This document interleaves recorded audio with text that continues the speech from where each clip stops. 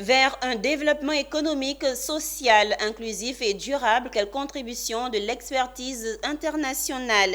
C'est le thème autour duquel l'Association des fonctionnaires internationaux ivoiriens, l'AF2I, a tenu sa rencontre bilan, doublée de l'Assemblée générale ordinaire. Cette réunion a eu pour objectif de tracer les pistes de solutions pour mettre à contribution le savoir-faire international de l'AF2I au service de la Côte d'Ivoire. Walter Kofi et Seth Ekissi.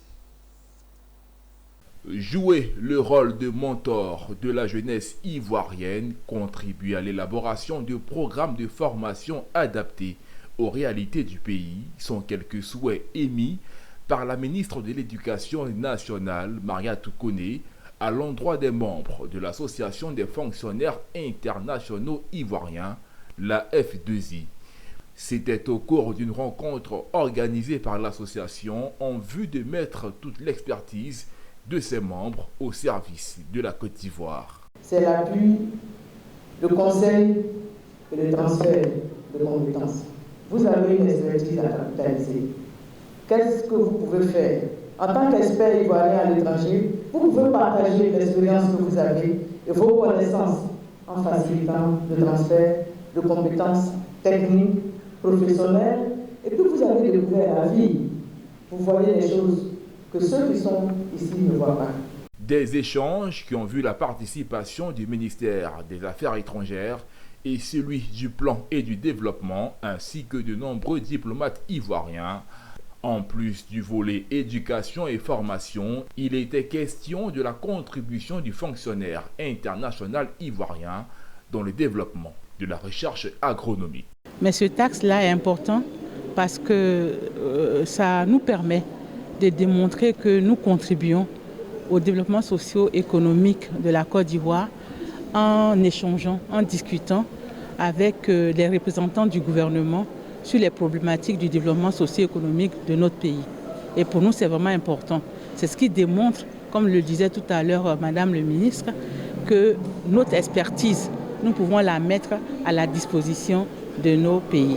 Lorsqu'il y a une initiative qui est prise au niveau mondial, au niveau international, souvent dans ces organisations, nous avons des compatriotes qui peuvent déjà conseiller le gouvernement quant à ses positions à prendre et à défendre.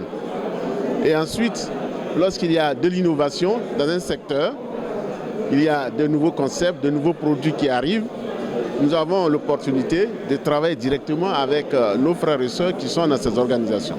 Après la conférence débat sur la contribution de la diaspora en Côte d'Ivoire, l'Association des fonctionnaires internationaux ivoiriens a terminé sa journée par la 8e édition de son Assemblée générale ordinaire, une occasion pour la présidente de l'organisation d'aborder les axes stratégiques 2023-2024 du groupe. Nous devons mener des activités à fort impact et empreinte communautaire, d'où nous pensons maintenant à faire des mobilisations de fonds pour les populations défavorisées ou en besoin. Ensuite, nous avons pensé que nous devons contribuer aux réflexions stratégiques au service du gouvernement. Et vous avez vu ce qui s'est passé ce matin, ça fait partie de cela. Il faut noter qu'un dîner s'est tenu dans la même soirée, un gala de bienfaisance où s'est tenue une collecte de fonds en faveur de l'Institut national ivoirien pour la promotion des aveugles.